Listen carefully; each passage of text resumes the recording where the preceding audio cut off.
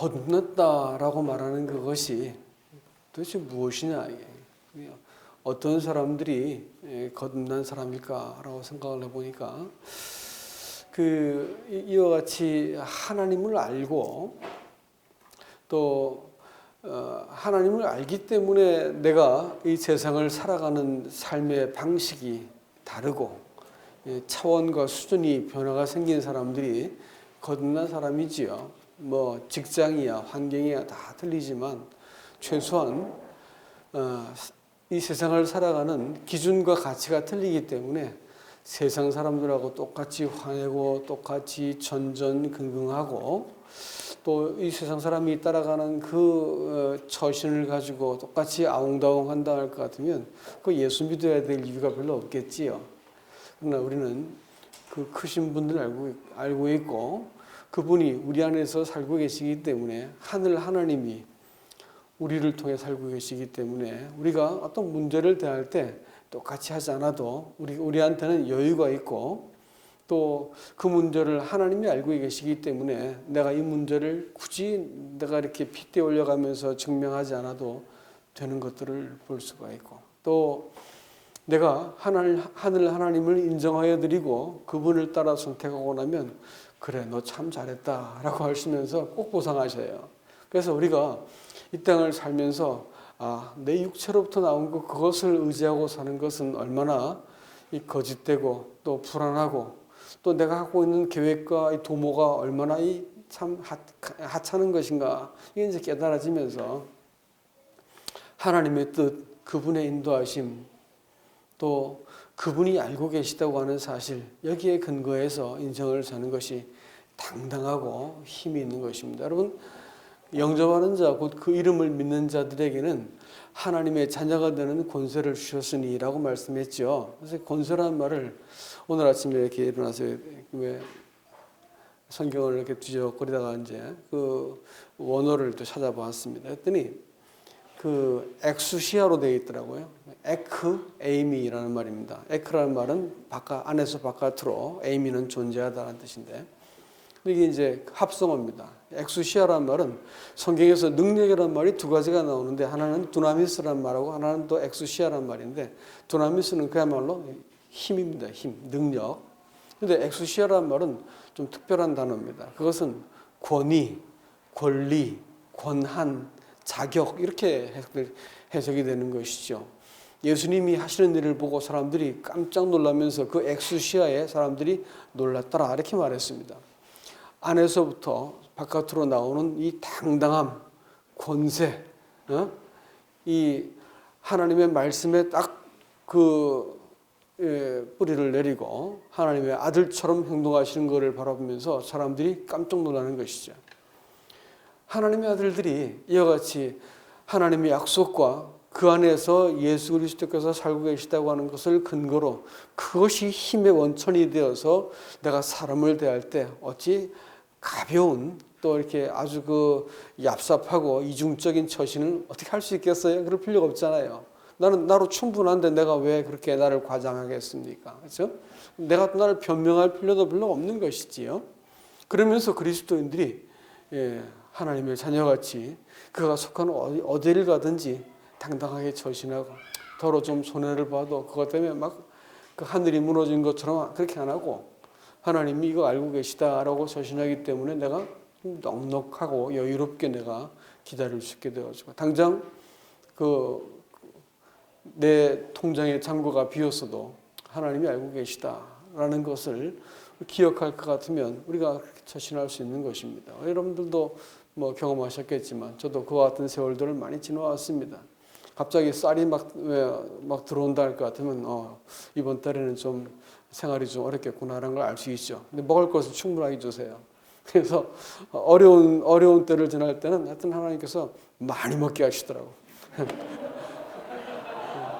이상하더라고요. 그래서 어려울 때 하여튼 저희 또 용감하게 쓰고 잘 누릴 수 있게 해주셨어요.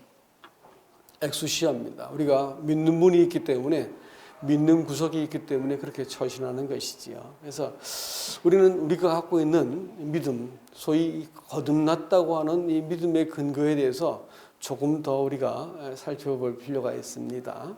또 우리 이제 가정 모임에서 요청이 들어와서 이것에 대해서 좀 말씀해 주시오라고 해서 오늘 중생에 대해서 좀 말씀을 드릴까 합니다. 거듭남에 대해서.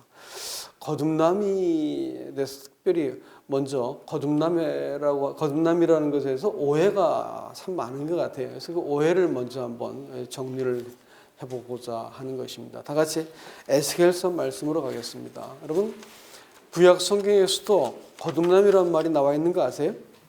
단어가 나와 있는 건 아니지만 심지어는 니고데모한테 예수님께서 네 왜 거듭난다는 말을 모르느냐고 책망을 하세요. 거듭남이란 말을 거듭나야 되겠다는 말을 잘 몰라가지고 어머니 뱃속에 들어갔다가 다시 나온다는 말입니까? 그러니까 예수님께서 책망을 하세요. 네가 선생이면서 그걸 몰랐단 말이야? 이렇게 말씀하세요. 왜냐하면 구약 성경에 곳곳에 이와 같은 표현이 나오기 때문에 그렇습니다.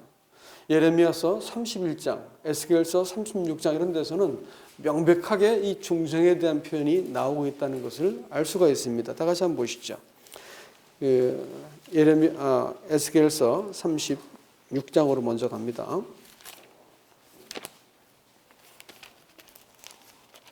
36장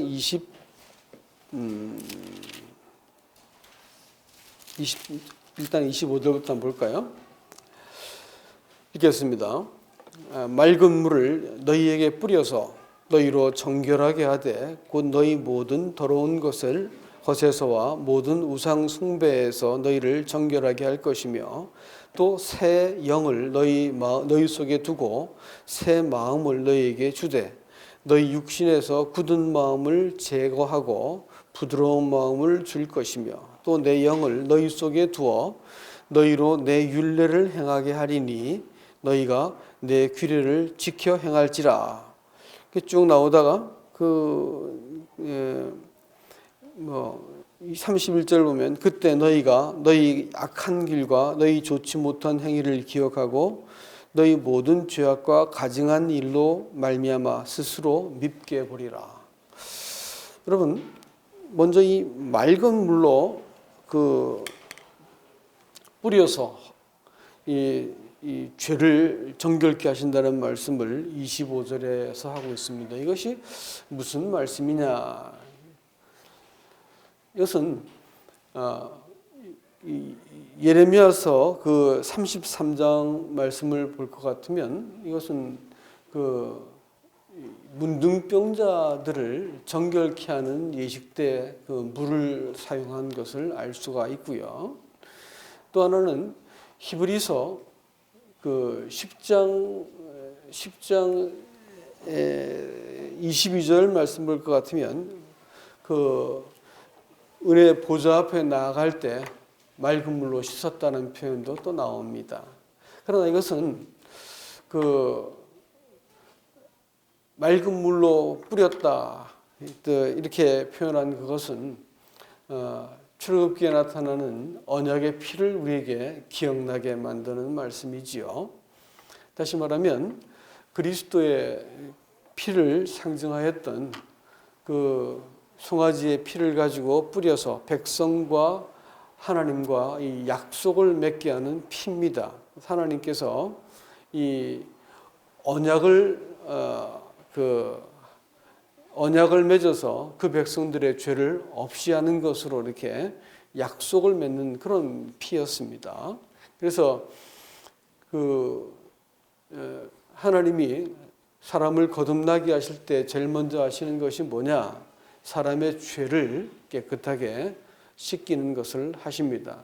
죄를 씻는다는 말도 두 가지 의미가 있습니다. 하나는 용서하신다는 말이 있고요. 깨끗하게 하신다는 말이 있습니다. 요건 이제 제가 다음에 기회가 된 말씀을 한번 더 드릴까 해요. 그 다음에 두 번째는 뭐가 있을까요? 거듭난다는 것이 새 영을 너희 속에 두고 새 마음을 너희에게 주되 이렇게 표현을 했습니다. 하나님이 우리의 마음을 새롭게 하시겠다라는 것입니다. 성령이 우리 마음속에 이렇게 우리에게 딱 감응을 하셔가지고 마음속에서 우리의 이 굳은 마음을 제하시고 부드러운 마음을 주신다 그러는데 이것도 제가 원어를 뒤져봤더니 부드러운 마음이라는 것이 놀랍게도 아부 이렇게 되어 있더라고요. 아부란 것은 아버지란 말입니다. 히브리 말과 우리나라 말이 비슷한 말이 많은데 아버지의 마음이에요. 아버지의 마음. 아버지의 마음을 주시겠다 이렇게 했습니다. 돌 같은 마음, 굳은 마음은 돌 같은 마음인데 이 돌 같은 마음을 제해버리고 아버지를 아는 마음이겠지요. 그렇죠? 아버지의 마음을 자식이 딱 품는 거예요. 이 고약한 자식들이 아버지의 마음을 어떻게 알겠어요? 아버지는 좀 엄해야 되는 거 아니겠습니까? 원칙을 가지고 방향을 잡아야 되고 가야 되기 때문에 무조건 이렇게 뒤에서 이렇게 보호해주는 엄마하고는 틀리지요. 그렇지만 자식이 엄마 마음 아는 것도 철든 것이지만 아버지의 마음을 알면 진짜 철든 겁니다. 예? 그래서 자식하고 아버지가 화해하는 지점이 뭐냐면 아버지 나 사랑하신 거였구나. 다만 사랑하는 표현 방법이 달라건구나. 이렇게 이제 이해가 되어지면 화해가 된 것이죠.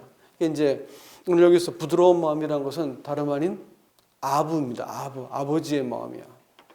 나한테서 이렇게 딱딱하게 이 돌처럼 그렇게 버티고요. 내 마음 속에서 이렇게 생명이 사라지지 못하게 꽉 누르고 있었던 장애물이 치워지고 하나님을 비로소 내 마음으로 알게 되어지는 이런 일들을 하시는 것이 중생입니다. 거듭날 때 사람 마음 속에서 그 고집스럽고 굳고 돌같이 꽉 막혀있던 것이 훅 하고 사라져 버립니다. 그리고 하나님 아버지의 마음을 한순간에 이해가 되어지면서 내 고집스러운 죄성도 깨달아 나 자신도 보이고 하나님의 마음도 동시에 보이면서 마음이 아버지의 마음 앞에서 사람이 우르르 무너지게 되죠. 거듭날 때 나타나는 증상입니다. 세 번째는 내 영을 너희 속에 두어 너희로 내 율례를 행하게 하리니 너희가 내 규례를 지켜 행할지라. 이것은 성령의 2차적인 사역이죠. 그 영이 성령이 들어오셔서 내 영을 너희 속에 둔다 했으니까 거주하게 해가지고 그 성령께서 뭐 하신다고요? 나를 하나님의 율례를 지켜 행하도록 만드는 거예요. 구원받고 나서 프리가 아니에요. 프리가. 자유는 쓸 줄 모르는 사람한테 자유는 뭐가 될까요? 그건 늘 그걸 망하게 만드는 방종이 되는 거예요. 그래서 제가 교편을 잡고 있을 때에도 아이들한테 한 3개월 동안 아주 재수없다, 잘못 걸렸다, 담임 잘못 만났다 이런 말이 들 만큼 아주 독하게 애들 몰아세웁니다. 그리고 나서 살살 풀어주다가 끝날 때쯤 돼가지고 애들을 자유롭게 해주거든요. 그러면 애들이 막 두고두고 고맙게 생각하고 우리 선생님 최고 막 이러더라고요. 애들이 규칙을 모르면 자유의 가치를 몰라요. 자유를 쓸 줄 모르는 거예요. 하나님도 사람들한테 이 법을 주신 이유는 뭐냐면 내가 해야 될 도리가 무엇이라는 것을 사람이 동의하게 만들어 놓고 법을 주셨거든요.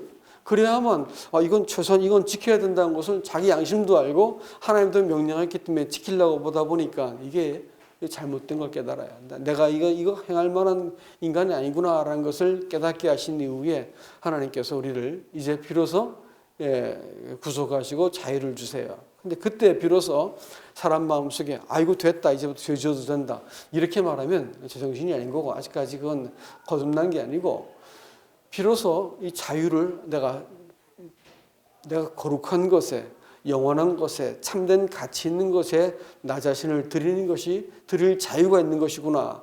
내가 원치 않고 해서나 후회스러운 것을 하지 않을 수 있는 것이 이게 자유구나라는 것을 알 때는 어떻게 내어버려도 자유로운 것이죠. 자유는 그런 거예요. 고귀한 겁니다. 그래서 하나님께서 우리에게 자기 영을 주신 그것은 뭐냐면 우리로 하여금 하나님의 뜻을 행하도록 하기 위한 것입니다. 그러니까 구원받은 사람이 이제 구원받았으니까 이제 나 뭘 해도 된다. 나 뭐 시키지 마시오. 성령께서 내 안에 계신 성령께서 난 동의할 때까지 나 꼼짝도 안 할 거예요. 이렇게 말하는 사람들은 예수 잘못 믿은 것입니다. 예수를 바르게 믿으면 내 마음속에서 하나님의 뜻에 대해서 동의가 되어지고 하나님의 일 같으면 내가 우선순위가 생겨지고 하나님의 도리 같으면 눈앞에서 어떤 내가 유혹이 있어도 이건 해서는 안 되겠다라는 생각이 들어지는 것이죠. 이게 성령께서 들어오셔가지고 우리 속에서 행하시고 있는 일입니다. 그렇기 때문에 내가 주의 율례를 행하게 되는 것이지요. 이게 성령의 사역입니다. 그 다음에 오늘 31절 말씀에서 뭐라고 말씀하고 계세요? 우리가 우리 스스로를 믿게 본다고 했습니다. 왜 그럴까요?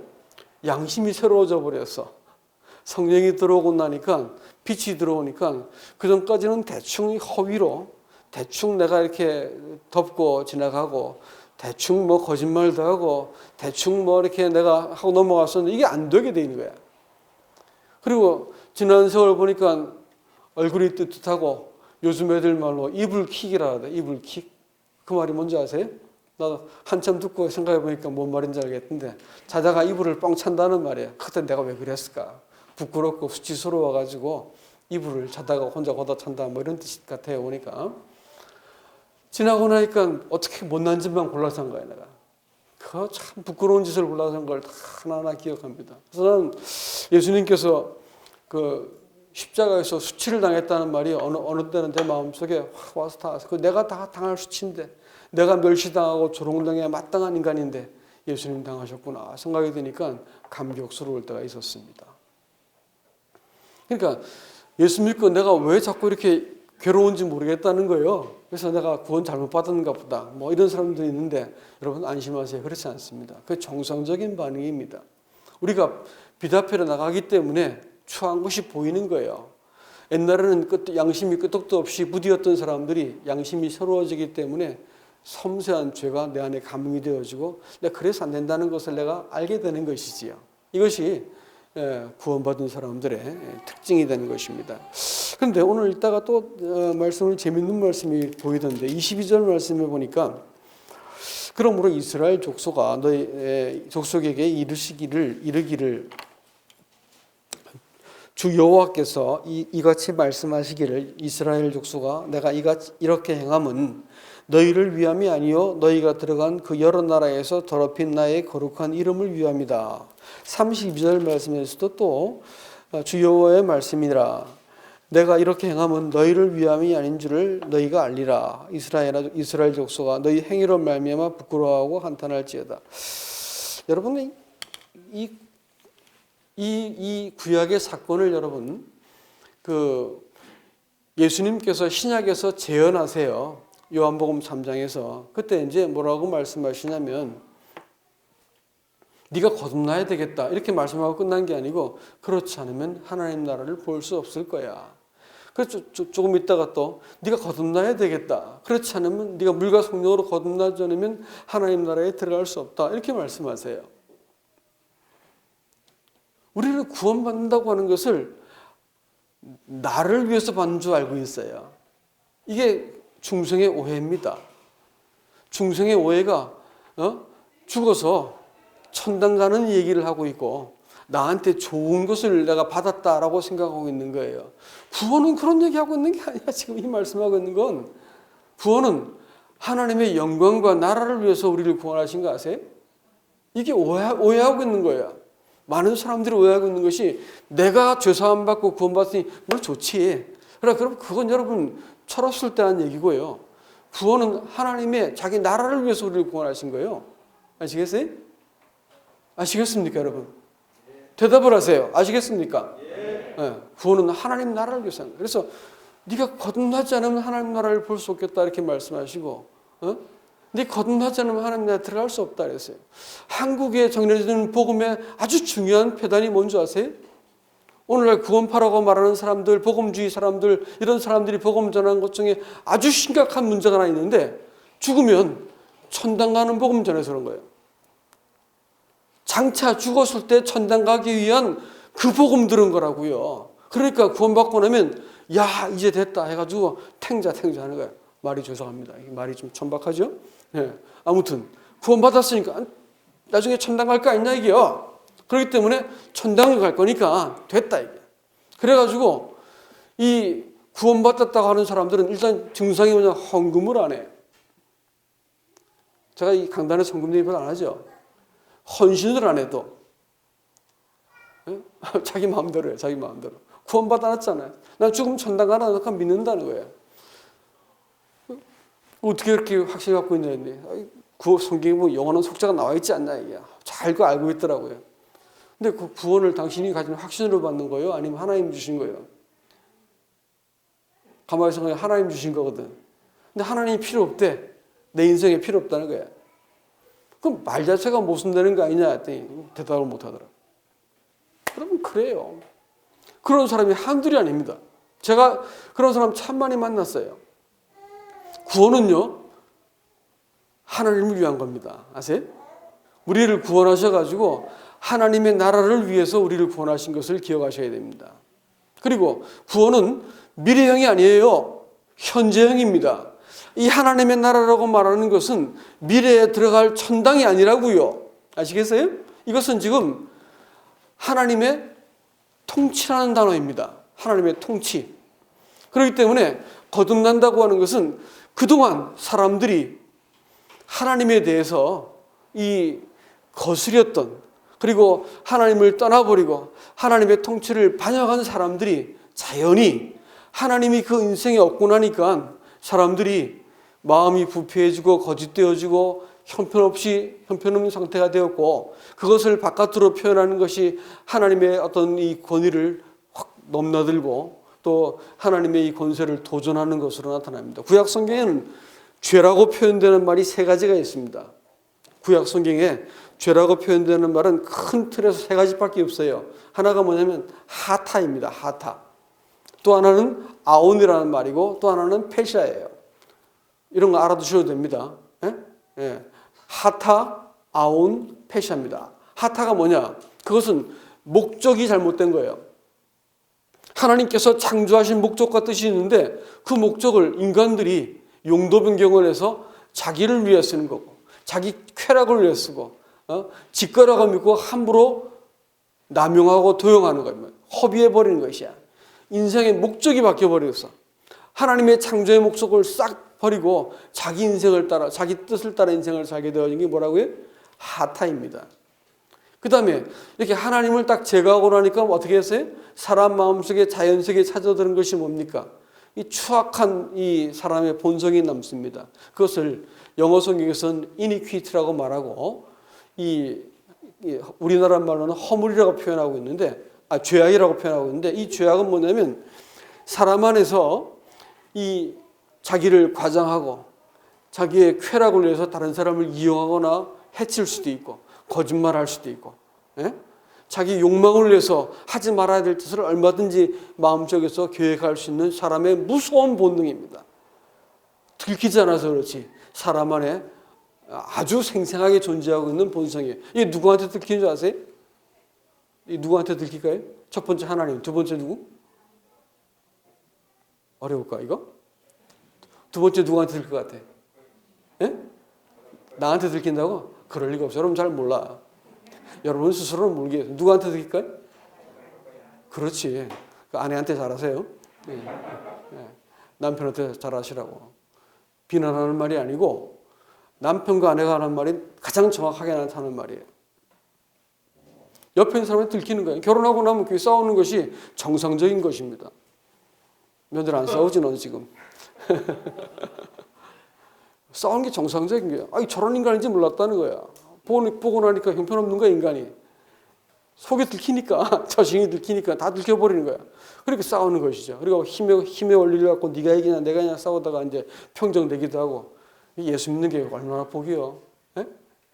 두 사람 사이 예수님 계시니까 다투다가도 탁 주저앉는 거죠. 아 이게 내가 지금 지나쳤구나 하나님 앞에서 이러면서 정리가 되어지는 거예요. 예수 믿는 배우자가 극복된 겁니다. 여러분.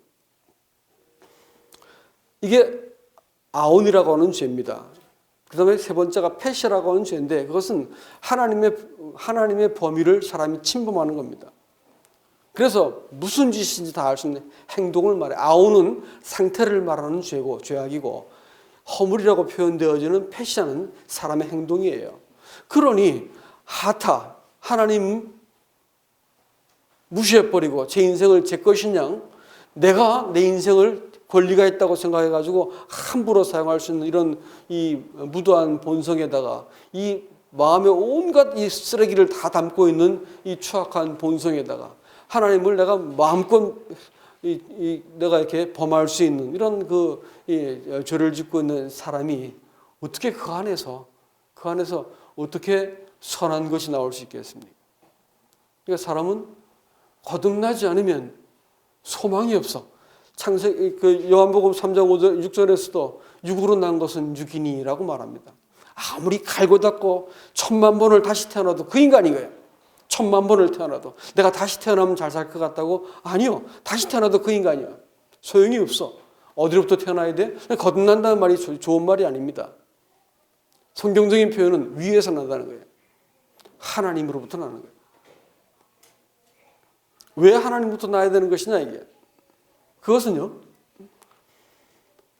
이 하타에다가 아온에다가 페샤 이런 이 죄악된 본성을 갖고 있는 사람이 하나님을 아무리 믿으려고 해도 이게 안 되는 거예요. 또 하나님을 아무리 섬기려도 안 되는 거예요. 그래서 어떤 사람이 자기가 기대에 벗어난 일을 딱 해버려요. 상황이 벌어졌어. 별 잘못한 게 없는데 누명을 쓰고 어려운 일을 당하게 됐어. 그랬더니 너무 이렇게 괴로우니까 겪다가 하나님 한자도 꺼내지 마시오. 그래서 막 하나님 버려버렸어요. 그런데 그날 저녁에 다행히 하나님을 알고 있던 사람 같아요. 워낙 심하니까 이제 그랬겠지. 근데 그날 저녁에 자기 심정이 우주에서 고아처럼 느껴지더라. 이렇게 하나님을 거절해 버리고 나니까 인생에 근거가 없어져 버린 거예요. 우주에서 혼자 동동 떠다니는 고아처럼 느껴지더라. 이렇게 말을 하더라고. 정말 그렇습니다, 여러분. 사람 안에는 어떤 것도 소망 있는 것이 없다고 하는 것이지요. 그래서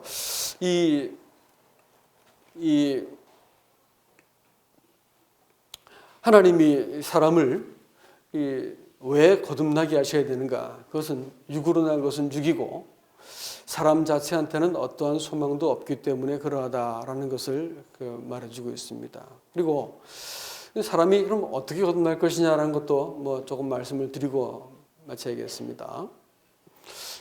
아시는 것처럼 거듭나는 것은 말씀으로 거듭납니다. 야고보서 1장 18절 말씀에서 진리의 말씀으로 너희를 낳았다 이렇게 말씀하고 계시고 또 베드로전서 1장 23절 말씀에서도 너희가 말씀으로 썩지 않을 말씀으로 너희 거듭났다 이렇게 말씀하고 있습니다. 거듭나는 것은 뭘로 난다고요? 말씀으로 난다 했습니다. 왜 말씀으로 거듭나냐 이게? 예? 혈통으로 다시 태어난다 이해가 되죠. 말씀으로 거듭난다라는 말이 도대체 무슨 뜻이냐 이해가 안 돼요. 여러분 이것을 우리가 이해하기 위해서는 제일 먼저 하나님이 천지를 말씀으로 지었다는 것을 기억하셔야 됩니다. 사람도 뭘로 지었을까요? 사람도 말씀으로 지었어요. 몸뚱아리와 흙으로 지으셨죠. 그렇지만 하나님이 사람의 마음속에 불어넣으신 것은 하나님의 형상이었습니다. 그건 말씀이라고 표현하게. 그래서 하나님이 사람을 천지 만물을 지으실 때 골로새서 1장 15절부터 나온 말씀을 잠깐 읽어야 되겠습니다. 읽을까요, 우리? 골로새서 1장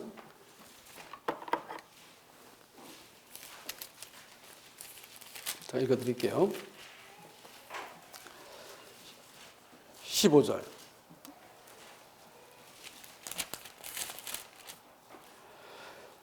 그는 보이지 아니하는 하나님의 형상이요 모든 피조물보다 먼저 나신 이시니 만물이 그에게서 창조되되 하늘과 땅에서 보이지 않는 것과 보이는 것들과 보이지 않는 것들과 혹은 왕권들이나 주권들이나 통치자들이나 권세들이나 만물이 다 그로 말미암고 그를 위하여 창조되었다 이렇게 했죠. 그다음에 또한 그가 만물보다 먼저 계시고 만물이 그 안에 함께 섰느니라 라고 말씀했습니다. 그리고 또 그 뒤에는 그가 만물의 으뜸이 되려 하신다라고 말씀하고 계시죠. 이 말씀을 어떻게 들을 수 있냐면 하나님이 천지를 창조할 때 이렇게 사람이 도자기를 만든다고 생각해 보세요. 그러면 이제 내 기술이 들어가겠죠. 그렇죠? 내 기술이 들어갈 거 아니에요. 재료가 있겠고. 근데 아주 이게 아주 값진 것이라면 뭐가 들어갈 거예요? 어떤 사람은 내 혼이 들어간다 이렇게 말하죠. 그렇죠? 뭐 굳이 설명하자면 이런 건데, 사람 몸뚱 안에서 이 사람이 이렇게 머리카락이 눈썹에 털이 하나 빠졌어요. 그러면 눈썹이 갑자기 그 생각을 바꿔가지고 머리카락까지 찌 길게 자라면 어떻게 할까요? 날마다 눈썹 잘라줘야겠죠, 이렇게. 그런 일이 없어요. 왜 그럴까요? 위에 있는 그 세포는 일주일마다 한 번씩 바뀐다면서요. 근데 위에 있는 그 세포가 만일 저 발바닥 세포같이 딱딱하게 되면 사람은 죽을 거예요. 그런 일이 없어요. 왜 그럴까요? DNA 때문이죠. 그죠? DNA가 생체 정보를 계속 주기 때문에 똑같은 걸 만들어내는 거예요. 마찬가지로 천지 만물도 만물이 딱 그분이 예수님이 먼저 이 땅에 오셔야 되는 이유가 뭐냐면 나셨다고 표현했는데 먼저 들어오신 거예요. 이 땅에 들어오신 이유가 뭐냐면 그를 통해서 만물이 지어져서 모든 만물이 그분의 DNA야. 그분의 통치와 질서 안에서 만물이 다 만들어지고 또 만물이 그를 위해 존재하고 또 그가 이렇게 만물을 붙들고 계신 거예요. 능력의 말씀으로. 이 말씀을 지금 히브리서에서는 1장에서는 이렇게 말합니다. 히브리서 1장 읽어드릴게요.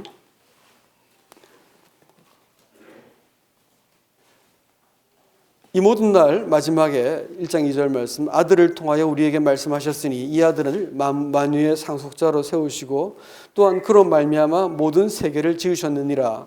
방금 말씀드린 얘기죠. 이는 하나님의 영광의 광채시요 그 본체의 형성이시라. 그의 능력의 말씀으로 만물을 어떻게 한다고? 붙들고 계신다 해서 만물을 붙들고 계신 거예요. 그 다음에 두 번째는 뭐예요? 죄를 정결케 하시는 일을 하신다. 사람만 하나님의 질서를 거스렸습니다. 사람만 하나님의 질서를 거스렸기 때문에 하나님이 그 사람들을 다시 그 질서 안으로 회복시키는 것을 하기 위해서 뭘 하셨냐면 죄를 정결케 하신 일을 하신 거예요. 하나님이 나라를 위한 거라니까. 사람의 죄를 씻은 목적은 하나님의 그 통치 안으로 그 창조하신 원래 질서 안으로 사람을 들이기 위한 거예요.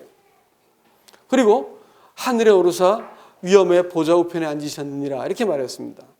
하늘 위엄 보좌 우편에 앉아서 뭐 한다? 통치하시는 거예요. 우리를 위해서 중보도 하시지만 통치하시는 거라고요. 그래서 이 말씀으로 사람에게 그 태초에 말씀이 계시느라 이래놓고 그 말씀 안에 생명이 있었으니 이 생명은 사람들에게 빛이라 이렇게 해가지고 사람들에게 찾아가시는데 그 말씀이 처음에 외모를 뭘로 갖고 있냐면 빛으로 갖고 있는 거야.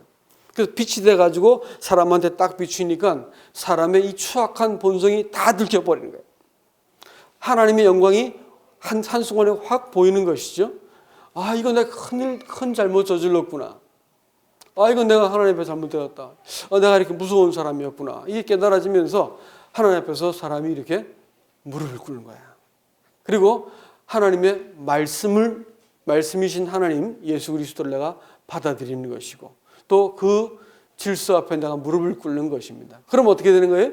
하나님이 처음 지으신 그 사람이 회복되는 거예요. 처음 지었던 의도하신 하나님의 영광의 본체이시고 하나님의 그 영광의 광채이신 분이 내 마음속에서 딱 하고 빛을 비추기 시작하시고 그분이 내 마음속에서 새 양심, 새 마음이 되어가지고 나를 이렇게 하나님 앞에 딱 발견되게 만들어 주시는 거예요. 두 번째 사역이 뭐라고요?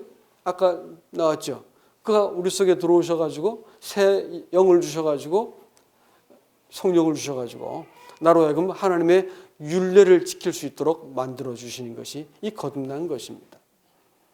거듭난다고 해서는 결심이 아니에요. 결심한다고 거듭나는 게 아닙니다.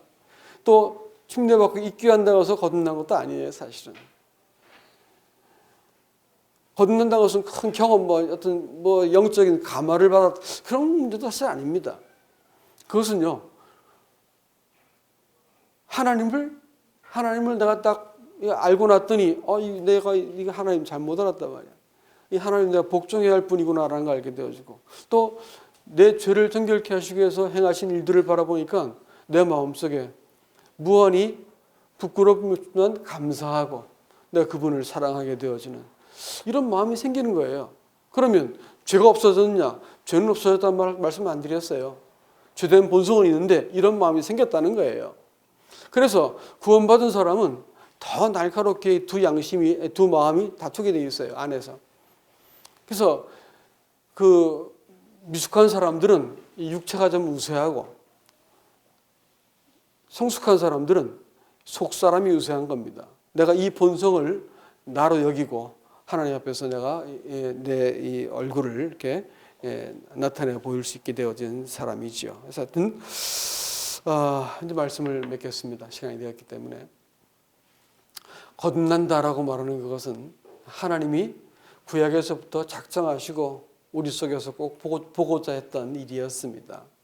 그래서 예수님께서 오셔가지고 하나님의 나라를 위해서 너희가 거듭나야 되겠다라고 말씀했습니다. 오늘날 이 한간에 전해지는 복음이 갖고 있는 문제점이 뭐라고요? 구원을 지 것으로 알아. 거듭난 것을 자기를 위해서 거듭났다 생각하는데 거듭난 것은 하나님의 나라를 위해서 거듭난 것을 기억하셔야 되고요. 그렇게 해서는 하나님의 통치를 받도록 하기 위해서 누굴 보내셔요? 성령을 보내세요. 죄를 정결케 하신 일이 한 가지 일이지만 또 하나는 주님께서 성령하고 우리 예수님께서는 동역을 하고 계세요. 그분이 보좌에 앉지 않으시면 성령 올 수 없어요. 일을 완성했기 때문에 보좌에 앉으셨죠. 그래서 중보하고 계시고 완성하신 그 일을 가지고 또 다른 보혜사 와가지고 우리를 깨닫게 하시고 지도하시고 또 양육하시고 변호하시는 분이 오셨어요. 이분은 누구랑 같이 함께 동역하세요? 앉아 계신 분하고 보좌에 앉으신 분하고 동역하셔가지고 우리의 마음속에서 계속해서 우리가 하나님의 뜻을 따라가도록 하세요. 때로는 우리가 넘어질 때도 있고 못난 짓을 반복할 때 있습니다. 문제 없습니다. 그렇지만 몇 번 넘어진지는 안 세신다는 거예요. 그렇지만 분명히 일어나는 그 회복하는 과정 속에서는 그분이 아주 긴밀하게 개입하셔가지고 우리의 마음속에 복종을 받아내세요. 우리 죄를 사유하심이 주께 있으면 주를 경외케 하려 하심이라. 주님을 경외하는 법들을 배우게 만드시기 위해서 우리가 더러 넘어지고 실패하고 위기를 만나는 것을 그냥 견디게 하십니다. 우리 미숙함들을 그냥 좀 이렇게 두세요. 그때마다 안 고쳐주신다고 왜 안 도와주셨어요? 하는데 안 도와주신 게 아니고 하나님의 방식으로 우리를 고쳐가시는 것이었습니다. 저는 이 놀라운 이 거듭남 안에서 우리가 주님을 더 많이 알아갈 필요가 있겠죠. 지난번 우리 어제 모였을 때 한 자매님이 왜 바울이 나의 복음이라 했을까요? 라고 질문을 하셨어요. 나는 그 말이 난 성경에서 가장 아름다운 말 중에 하나라 생각해요. 나의 복음이요? 나의 복음. 바울의 복음. 그걸 말하자는 게 아니고요. 바울이라고 하는 한 인간을 통해서 하나님이 그 인간의 죄를 다 씻겨내시고 그를 감당하시고 견뎌내셔서 그를 통해서 아들을 나타내 보이신 그야말로 이 엄청난 평생을 두고 하나님께서 보여주신 대서사죠, 서사. 하나님의 동행하심과 하나님이 우리를 겪어내신 그 모든 것들을 나의 복음이란 말을 했을 때 얼마나 당당하고 놀라웠을까요? 여러분들은 나의 복음이란 말 할 수 있나요? 그래야죠. 여러분이라서나 다 나 같은 인생을 겪어내신 하나님을 그리스도를 바라면서 나의 복음. 저는 여러분께 제 복음을 여러분께 말씀드리는 거예요. 우리 같은 사람들을 하나하나 다 겪어내시고 동행하시는 이 하나님의 아들 또 그 보증하시기 오신 성령님과 더불어 나의 복음을 우리는 지금 겪고 증명하고 살고 있다는 것을 기억하시기 바랍니다. 이상입니다.